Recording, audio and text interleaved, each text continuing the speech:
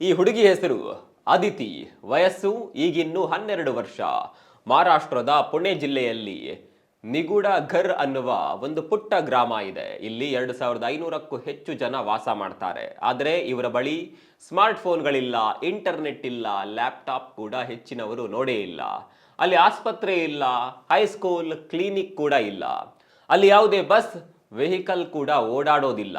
ಇಂತಹ ಹಳ್ಳಿಯಲ್ಲಿರುವ ಅದಿತಿ 7ನೇ ಕ್ಲಾಸಲ್ಲಿ ಓದ್ತಾ ಇದ್ದಾಳೆ. ಪ್ರತಿದಿನ 3.5 ಕಿಲೋಮೀಟರ್ ನಡೆದುಕೊಂಡೇ ಶಾಲೆಗೆ ಹೋಗ್ತಾಳೆ.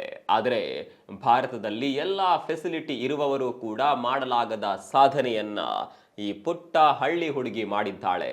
ಇವತ್ತು ಆಕೆಯ ಜೊತೆ ಒಂದು ಫೋಟೋ ತೆಗೆದುಕೊಳ್ಳೋದಕ್ಕೆ ಜನ ದೂರ ದೂರದಿಂದ ಬರ್ತಾ ಇದ್ದಾರೆ.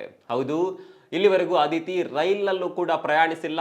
ಆದರೆ ಈಗ ವಿಮಾನದಲ್ಲಿ ಟ್ರಾವೆಲ್ ಮಾಡಿಕೊಂಡು ನಾಸಾಗೆ ಹೋಗ್ತಾ ಇದ್ದಾಳೆ. ಇದು ಹೇಗಪ್ಪ ಸಾಧ್ಯ ಅಂತ ಕೇಳಿದರೆ, ಅದಿತಿಯ ಶಿಕ್ಷಕರು ಕ್ಲಾಸ್ನಲ್ಲಿ ಸೋಲಾರ್ ಸಿಸ್ಟಮ್ನ ಪೋಸ್ಟರ್ ಹಿಡಿದು ವಿವರಿಸ್ತಾ ಇದ್ರು. ಇಡೀ ದಿನ ಆಕೆ ಸೋಲಾರ್ ಸಿಸ್ಟಮ್ ಅನ್ನೇ ಆಶ್ಚರ್ಯದಿಂದ ನೋಡ್ತಾ ಇದ್ಲು. ಆಕೆಗೆ ಅಲ್ಲಿಂದಲೇ ಯೂನಿವರ್ಸ್ನ ಬಗ್ಗೆ ತಿಳಿದುಕೊಳ್ಳಬೇಕು ಅನ್ನುವ ಕನಸು ಹುಟ್ಟುತ್ತೆ. ಇದೇ ಸಮಯದಲ್ಲಿ ಅದೃಷ್ಟ ಅನ್ನುವಂತೆ ಪುಣೆ ಜಿಲ್ಲಾ ಪರಿಷತ್ ಎಜುಕೇಷನ್ ಕೌನ್ಸಿಲ್ ಡ್ರೀಮ್ ಟ್ರಾವೆಲ್ ಎನ್ನುವ ಇನಿಷಿಯೇಟಿವ್ ಲಾಂಚ್ ಮಾಡುತ್ತೆ. 13,000ಕ್ಕೂ ಹೆಚ್ಚು ವಿದ್ಯಾರ್ಥಿಗಳು ಮೊದಲ ಸುತ್ತಿಗೆ ಇದರಲ್ಲಿ ಎಕ್ಸಾಮ್ ಬರೀತಾರೆ. ಅದರಲ್ಲಿ ಕೇವಲ 1,300 ಮಕ್ಕಳು ಸೆಲೆಕ್ಟ್ ಆಗ್ತಾರೆ. ಮತ್ತೊಂದು ರೌಂಡ್ ಇರುತ್ತೆ. ಅದರಲ್ಲಿ 235 ವಿದ್ಯಾರ್ಥಿಗಳು ಆಯ್ಕೆ ಆಗ್ತಾರೆ.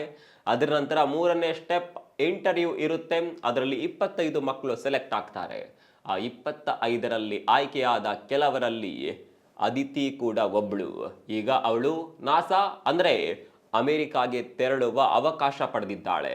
ಈ ಹಳ್ಳಿ ಹುಡುಗಿಯ ಈ ಸಾಧನೆ ನಿಜಕ್ಕೂ ಗ್ರೇಟ್ ಅಂತ ಅನಿಸಿದ್ರೆ ಶೇರ್ ಮಾಡಿ, ಫಾಲೋ ಮಾಡೋದನ್ನ ಮರಿಬೇಡಿ.